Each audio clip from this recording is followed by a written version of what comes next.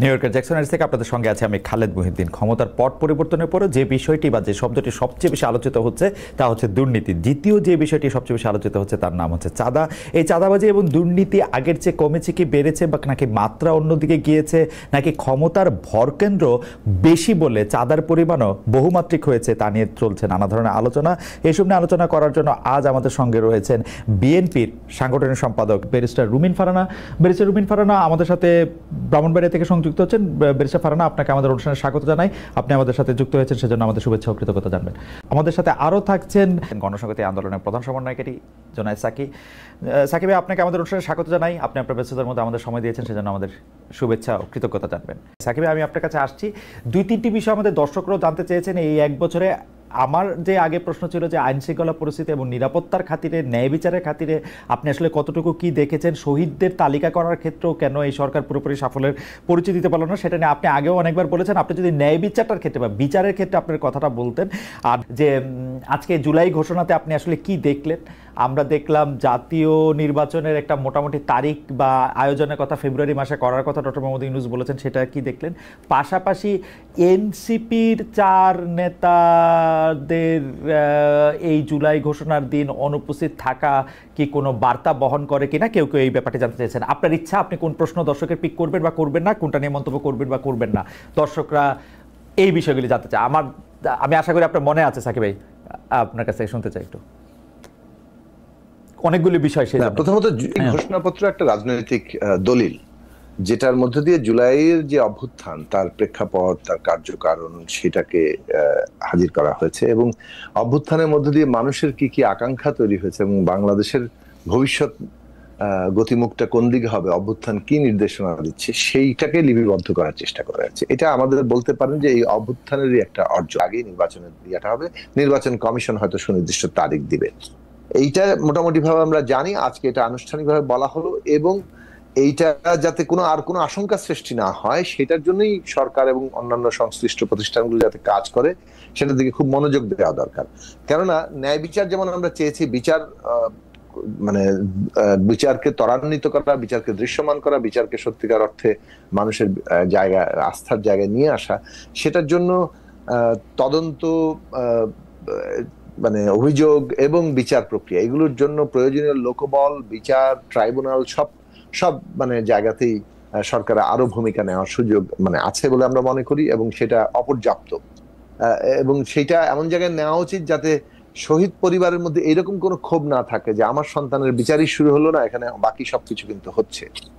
ফলে এইরকম জায়গা যদি তৈরি হয় বিচার বনাম নির্বাচন, বিচার, তাহলে এটা খুব নেতিবাচক একটা জায়গা তৈরি হবে। আমরা বিচার চাই, কিন্তু নির্বাচনের জায়গাটি সেটা কিন্তু আমাদের যে সংস্কারের যে আকাঙ্ক্ষা, সেটা সম্পন্ন করতে হলে নির্বাচন হবে। সংবিধান সংস্কার করতে হলে আপনার নির্বাচন লাগবে। সেইখানে আমরা সংস্কারের যে প্রশ্নে ঐক্যমত হয়েছি, সেই ঐক্যমতের জায়গাগুলো জাতীয় সনদ যেটা হবে, জুলাই জাতীয় সনদ, সেটা বাস্তবায়নে যাতে ভবিষ্যতের সংসদ বাধ্য থাকে, তার জন্য একটা আইনি একটা অর্ডিন্যান্স হতে পারে। সেটা আমাদের দিক থেকে আমরা শুরু থেকে বলে আসছি। এটা হচ্ছে একটা। ফলে নির্বাচনের জায়গাটা ওই জায়গাতে। আর আরেকটা বিষয় হচ্ছে এনসিপির নেতারা তো এখানে আজকে ছিলেন, তাদের কোন নেতা কোথায় গিয়েছেন দীর্ঘ তাদের পদযাত্রার পরে, এটা নিয়ে আসলে কমেন্ট করার কিছু নেই। আচ্ছা সাকিব ভাই, একটা জিনিস একটু বলি, আমি তো বিটিভির ফ্রেমিং একটু দেখতে চাই, বুঝতে চাই নানা কারণে। তো বিটিভির আজকে যে ফ্রেমিং, সে ফ্রেমিংয়ে জুলাই ঘোষণা দেওয়ার সময় যেসব রাজনৈতিক নেতৃবৃন্দ ছিলেন সেখানে, আপনিও সেখানে ছিলেন, তো যেসব রাজনৈতিক নেতৃবৃন্দ ছিলেন আমি একটু দূরত্ব দিয়ে বিবেচনা করতেছিলাম, একটু জ্যামিতিক দূরত্ব দিয়ে, যে আজকে মনে হচ্ছিল ডক্টর ইউনূসের সবচেয়ে ক্লোজ হচ্ছেন মির্জা ফখরুল ইসলাম আলমগীর, এবং আজকে মনে হচ্ছিল যে ডক্টর মোহাম্মদ ইউনূস থেকে একটু দূরে সরে গেছেন হচ্ছেন নাহিদ ইসলাম। তো এইটা কি আসলে আমার দেখার ভুল, এইটা কি ফ্রেমিং, নাকি ঘটনাটা আসলে তাই? আমি ফ্রেমিং দেখে আমার কাছে মনে হচ্ছে যে এই ব্যাপারটা কি এরকম আসলে না। আপনি বলেন তো, একটু শুনি। বিএনপি মহাসচিব জনাব মির্জা ফখরুল ইসলাম আলমগীর তো ওনার পাশে দাঁড়িয়েছেন, আর ওনার মাননীয় প্রধান উপদেষ্টার ওই পাশে দাঁড়িয়েছেন আমাদের জুলাই শহীদ সৈকতের বোন। তো তারপরে দাঁড়িয়েছিলেন নাহিদ, ফলে তারপরে দাঁড়িয়েছেন হেফাজত ইসলামের সেক্রেটারি, তারপরে মান্না ভাই, তারপরে আমি। তো এটা তো আসলে ওনারা আগেই ঠিক করেছেন। এই পজিশনিংটা কিভাবে হয়েছে, কিভাবে ঠিক করে? এটা সংস্কৃতি মন্ত্রণালয়, এটা সম্ভবত আয়োজনের দায়িত্বে, ফলে তারা বোধহয় এখানে ঠিক করেছে। চেয়ারের পেছনে লেখা ছিল প্রত্যেকের নাম, যার ফলে ওইখানে গিয়ে কোথায় দাঁড়াবে। তার মানে আমি যেটা বুঝতে পারতেছি যে বিএনপি সবচেয়ে বড় দল এইটা ঠিক করে, তাই তো?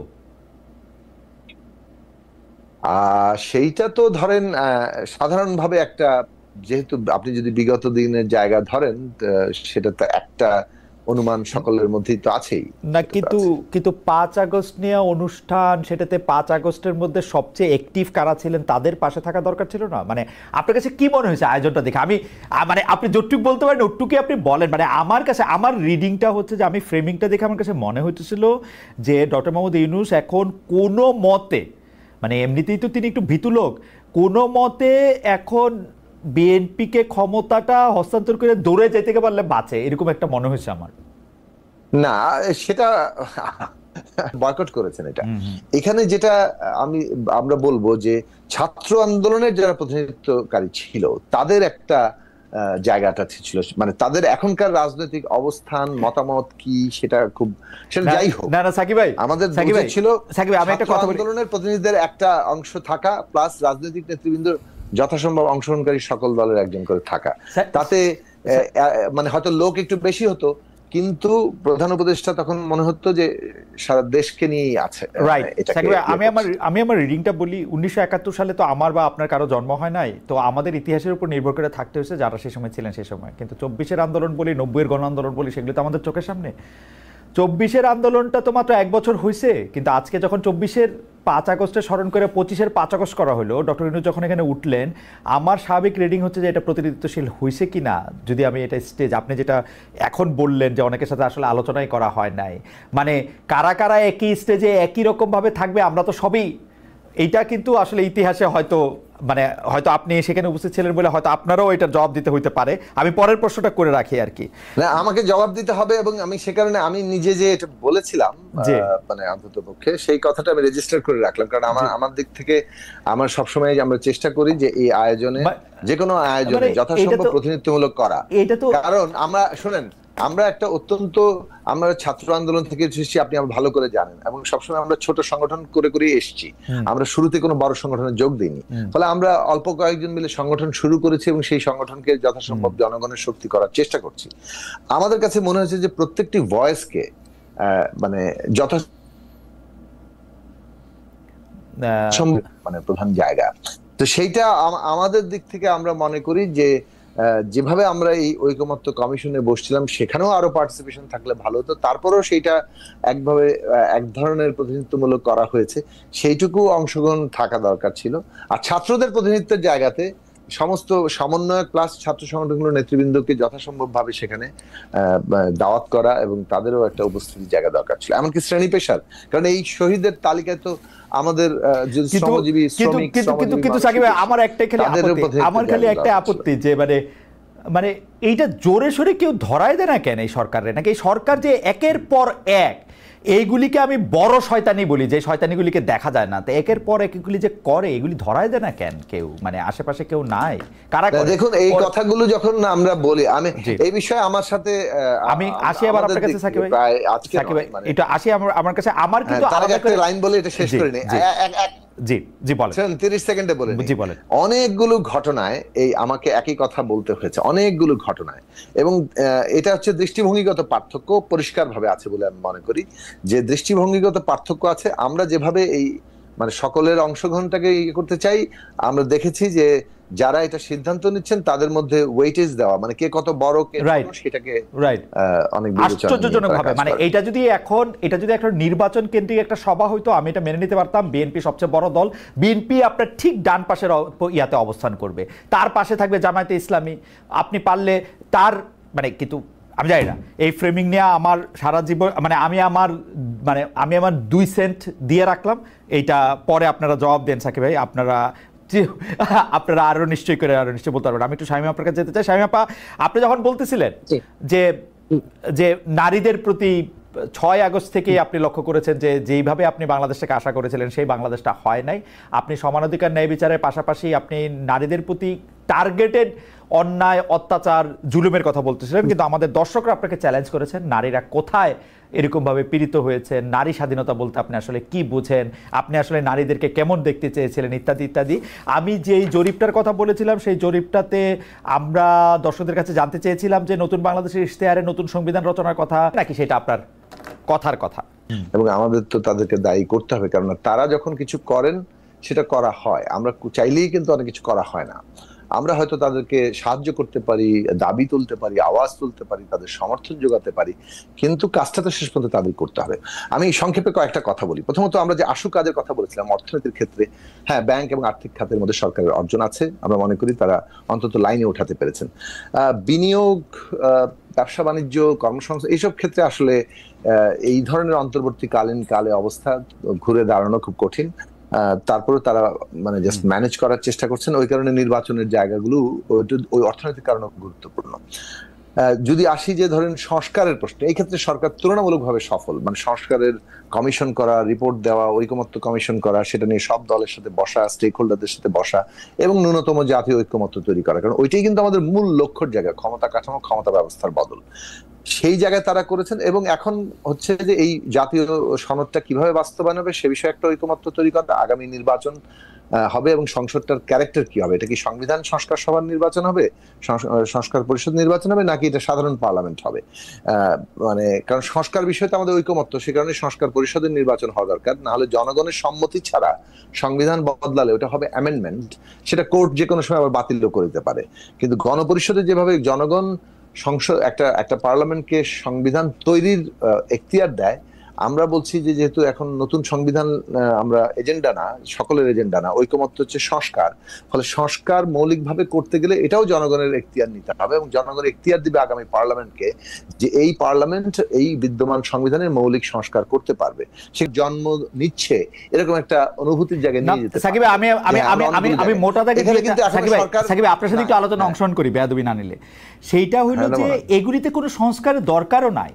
যেমন শেখ হাসিনার ক্ষেত্রে, আমি গণমাধ্যমের কথাটা প্রথম বলি, শেখ হাসিনার ক্ষেত্রে শেখ হাসিনা কুকিগত করে রাখছিল অনেকগুলি টেলিভিশন, সেগুলিকে কাউরে লোভ দেখায়, অনেকগুলি পত্রিকা সেগুলি কাউরে লোভ দেখায়, কাউরে ভয় দেখায়। কিন্তু এখন তো আপনি সরকারে আসেন, এখন আপনি কোনো পত্রিকাতে আপনার লোভও দেখানোর দরকার নেই, ভয়ও দেখানোর দরকার নেই, জনকণ্ঠ আপনার দখলও করার দরকার নেই, দখল মুক্তও করার দরকার নেই। আপনি বিটিভিটারে আপনি স্বাধীন করে আপনি দেখান, বিএসএসটারে আপনি স্বাধীন করে দেখান, বিটিভির খবর আপনি ডক্টর মোহাম্মদ ইউনূস আজকে বলেছেন এই কথা না দিয়ে আপনি দেখান, তাইলেই তো হয়। এটাতে আপনার কোনো সংস্কারই করা দরকার নাই।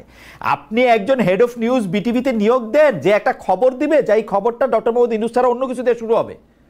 তা আপনি তো শেখ হাসিনার স্কুলের দেখুন, বিএনপি ভোটের রাজনীতি করে, আওয়ামী লীগও ভোটের রাজনীতি করে। বাংলাদেশে এই ভোটের রাজনীতিতে, বাংলাদেশে নয় মানে সারা বিশ্বব্যাপী ভোটের রাজনীতিতে জোট একটা খুবই কমন একটা ফেনোমেনা, এবং সেই জোট গঠন আওয়ামী লীগও যেমন এক সময়ে জামাতের সঙ্গে যুগপৎ আন্দোলন করেছে, বিএনপিও সেভাবে জামাতের সঙ্গে 2001 সালে গিয়ে জোট করেছে। কিন্তু গত 15 বছর আমরা যেভাবে মুক্তিযুদ্ধের ইতিহাস বিকৃতি, সকল কৃতিত্ব একজনের হাতে দিয়ে দেওয়া, মুক্তিযোদ্ধার তালিকার মধ্যে হাজারে হাজারে ভুয়া মুক্তিযোদ্ধা ঢোকানো, কিংবা ধরুন একেবারে legal frame digital security act করে দিয়ে মুক্তিযুদ্ধের ব্যাপারে কি বড় করা হয়েছে। বিএনপি কিন্তু 3 বার রাষ্ট্র পরিচালনার দায়িত্বে ছিল অতীতে, কিন্তু কখনো কিন্তু আমরা তেমনটি ঘটতে দেখি নাই। হ্যাঁ, আমি অস্বীকার করবার কোনো উপায় নাই, বিএনপি জামাতের সঙ্গে জোটের রাজনীতি করেছে, বিএনপি নিজামী গাড়িতে পতাকা তুলে দিয়েছে, মন্ত্রিত্ব দিয়েছে, এগুলো অস্বীকার করবার কিছু নেই, এগুলো ইতিহাস, এগুলো আমরা সকলেই জানি। তবে বাংলাদেশের রাজাকারের গাড়িতে প্রথম পতাকা আওয়ামী লীগ কিন্তু যখন তারা ক্ষমতায় এসেছিল 96 সালে, তখন কিন্তু তারা তুলে দিয়েছিল নুরু রাজাকারের গাড়িতে, আমার যদি নামটা যদি ভুল না করে থাকি, হ্যাঁ, তো তারা তুলে দিয়েছিল। সো একটা বিষয় বলেন। না, আমি কিছু বলতে চাইতেছি না, আমি শুধু মনে করাই দিতে চাচ্ছি যে মানে আমি এটা আওয়ামী লীগের আমলে বিএনপি নেতৃবৃন্দকে খুব বলতাম, আওয়ামী লীগের নেতৃবৃন্দকে খুব বলতাম, কিছু হলে বিএনপি জামাতের দোষ দিত, তো তা আমি ওদেরকে মনে করাই দিতাম যে ভাই আপনি তো দল করেন আওয়ামী লীগ, বিএনপি জামাত কি করলো সেটার অনুসরণ কেন করেন?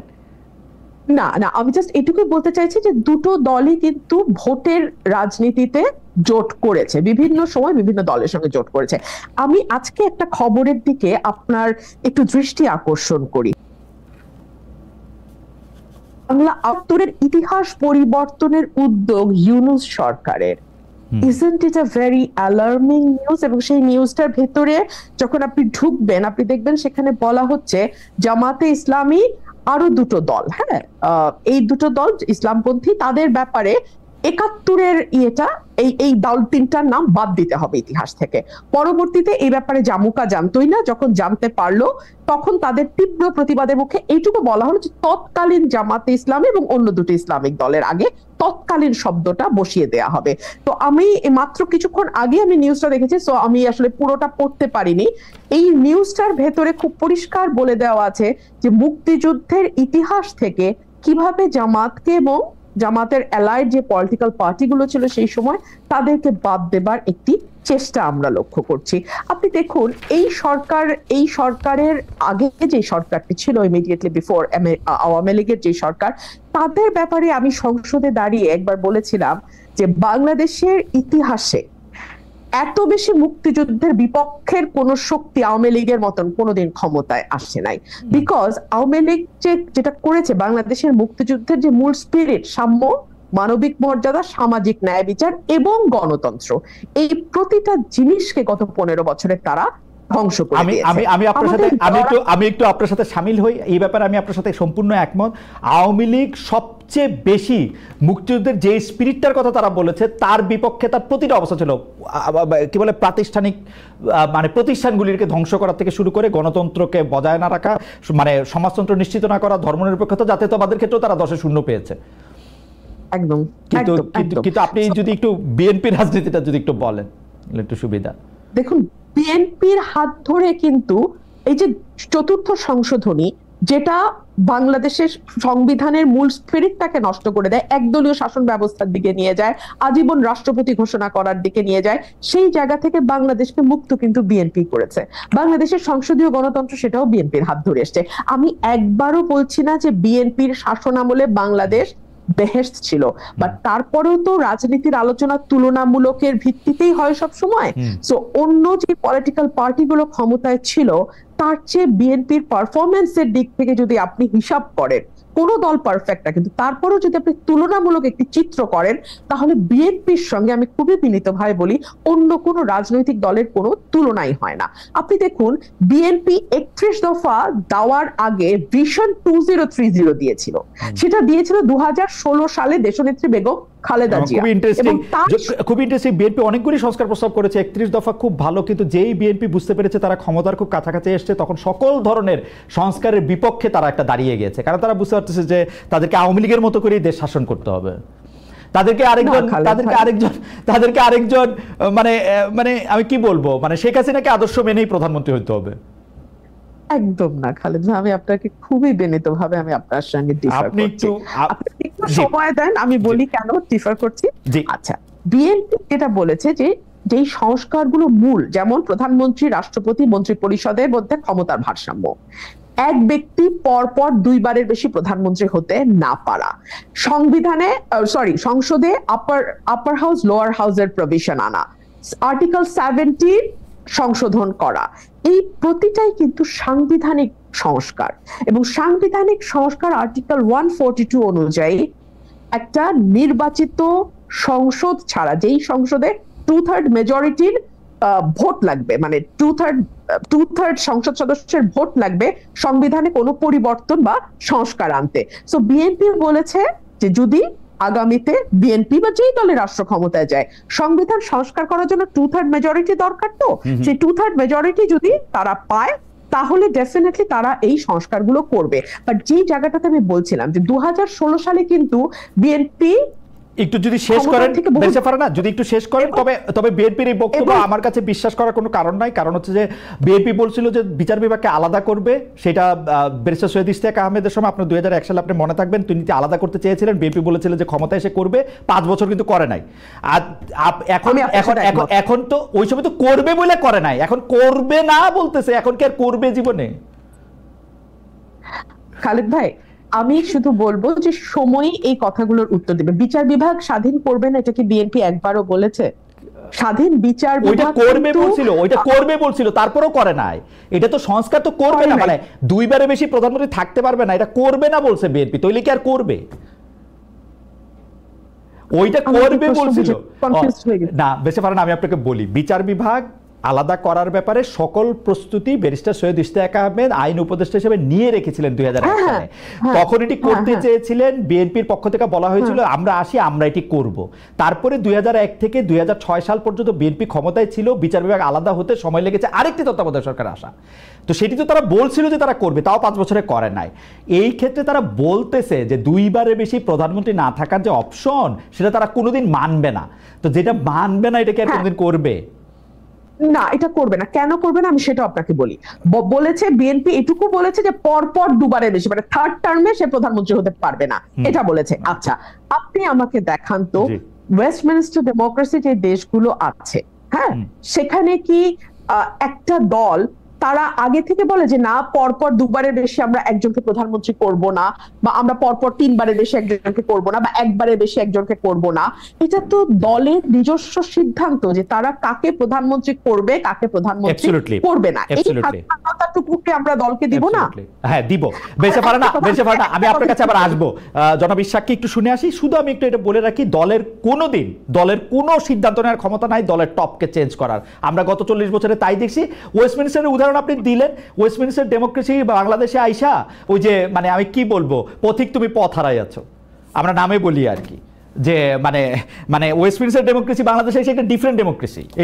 এটা আসলে আমাদের স্টাইল। আমি একটু জনাব ইশাকের কাছে, না আপনার কাছে আসি আমি, বেঁচে ফারানা, আপনি এই বিষয়ে একটু নতুন করে একটু বলবেন।